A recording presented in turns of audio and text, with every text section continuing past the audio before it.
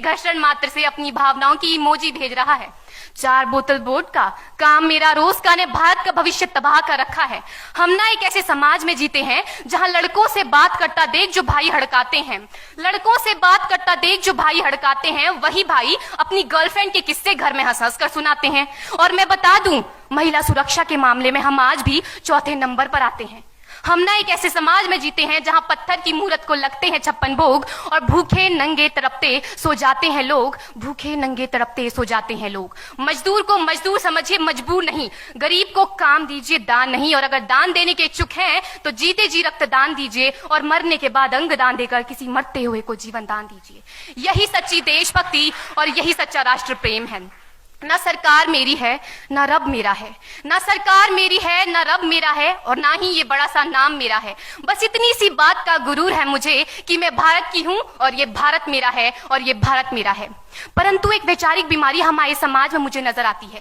कहा जाता है हम दुनिया के सबसे बड़े लोकतंत्र हैं, जहां हिंदू पैदा होते हैं, मुस्लिम, सिख और ईसाई भी पैदा होते हैं, लेकिन बदकिस्मती है अब इंसान पैदा नहीं होते। और मेरे विचारों में ना हिंदू की जरूरत है ना मुसलमान की जरूरत है। राष्ट्र निर्माण के लिए केवल अच्छे इंसान की जरूरत है, केवल अच्छे इंसान की जरूरत है। जरा सोच कर देखिए, ये पेड़ पौधे और शाखाएं भी परेशान हो जाएं अगर परिंदे भी हिंदू और मुसलमान हो जाएं। एक शैक्षणिक बीमारी भी हमारे समाज में मुझे नजर आती है, और बड़े ही आश्चर्य की बात है, जिस देश ने पूरी दुनिया को तक्षशिला और नालंदा देकर के विश्वविद्यालय शिक्षा की बुनियाद रखी, आज विश्व के 100 सर्वश्रेष्ठ विश्वविद्यालयों में हमारा एक भी विश्वविद्यालय खड़ा नहीं हो पाता। जहां एक और हमारे पास IIT, IIM और NIT जैसे शिक्षण संस्थान हैं, तो वहीं दूसरी ओर इस देश के गरीबों को बेरोजगारी की जमात में खड़ा करने के लिए उनके हाथ में सर्व शिक्षा अभियान का झुंझुना पकड़ा दिया जाता है। और मैं बता दूं, इस शैक्षणिक बीमारी का केवल एक कारण वो ये कि हमारे देश की शिक्षा नीति केवल 2 तरह के लोगों के लिए बनती है। पहले वो जो विद्वान हैं और दूसरे वो जो धनवान हैं।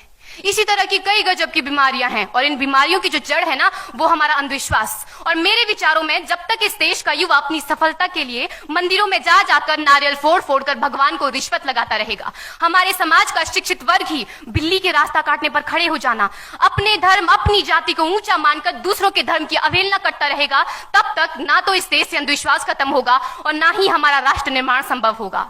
हमारी संस्कृति, हमारी सभ्यता को दुनिया ने शीश नवाया है, तो क्यों आस्था के नाम पर हमने अंधविश्वास फैलाया है। मेरे विचारों में हमारा राष्ट्र निर्माण तब संभव होगा जब इस देश में महिलाओं की पूजा नहीं, उनकी इज्जत की जाएगी। राष्ट्र निर्माण तब संभव होगा जब हम जातिगत आरक्षण नहीं बल्कि सामाजिक सशक्तिकरण पर बात करेंगे। राष्ट्र निर्माण तब संभव होगा जब स्वच्छता अभियान में केवल सरकार नहीं बल्कि सड़क पर चलने वाला हर एक नागरिक हाथ बंटाएगा, स्वच्छ भारत स्वस्थ भारत को दिल से अपनाएगा। असल मायने में हमारा राष्ट्र निर्माण तब संभव होगा जब एक गरीब बच्चा मध्याह्न भोजन के नहीं बल्कि ज्ञान अर्जन के लिए सरकारी स्कूल की चौखट पर कदम रखेगा। और हमारा राष्ट्र निर्माण तब तक संभव नहीं होगा जब तक एक नागरिक नैतिक रूप से सटीन, चारित्रिक रूप से भ्रष्ट, मानसिक रूप से दिवालिया, धार्मिक रूप से अंधा, राजनीतिक रूप से गंदा, स्वैच्छिक मान मूल्यों के आंकड़ों में जिन्न शिन्न पैपंदमयी अखंड भारत को खंड खंड करता रहेगा। तब तक हमारा राष्ट्र निर्माण संभव नहीं होगा।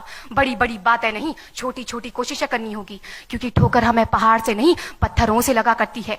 I being an Indian, I being a student, I being a symbol daughter of this motherland feel proud to be an Indian। और मैं सैल्यूट करना चाहूंगी सरहद पर दिन रात हमारी रक्षा के लिए खड़े हर उस जवान को, इस देश की पुलिस, प्रशासन और किसान को, और इस देश के हर उस व्यक्ति को जो अपना काम पूरी ईमानदारी, पूरी मेहनत और पूरी लगन से करते हैं, जिनके बिना राष्ट्र निर्माण की कल्पना करना भी असंभव सा लगता है। और आज इस मंच पर पूरी जिम्मेदारी के साथ मैं भारत की बेटी ये कहती हूं कि हमारा राष्ट्र निर्माण तब संभव होगा जब हम सभी, मैं, आप, हम सब मिलकर प्रयास करेंगे, क्योंकि हमारे देश की जिम्मेदारी नहीं है हमें आगे ले जाने की, हमारी जिम्मेदारी है अपने देश को आगे ले जाने की, अपने राष्ट्र को आगे ले जाने की, अपने वतन को आगे ले जाने की। तो अंत में मैं बस यही कहना चाहूंगी, मेरा हिंदुस्तान महान था, महान है, महान रहेगा। मेरा हिंदुस्तान महान था, महान है, महान रहेगा।